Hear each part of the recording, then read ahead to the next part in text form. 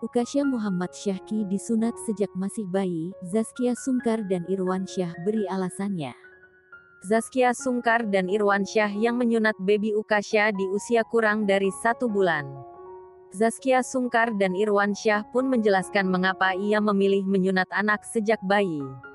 Keduanya mendapatkan pengalaman yang kurang mengenakan dari sunat saat agak besar. Salah satunya saat anak teman kena ISK sampai keponakan yang dendam saat tak mau sunat.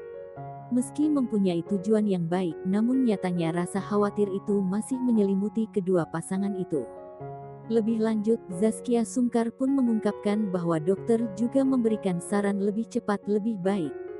Ia tak mau membohongi anak jika tak mau disunat.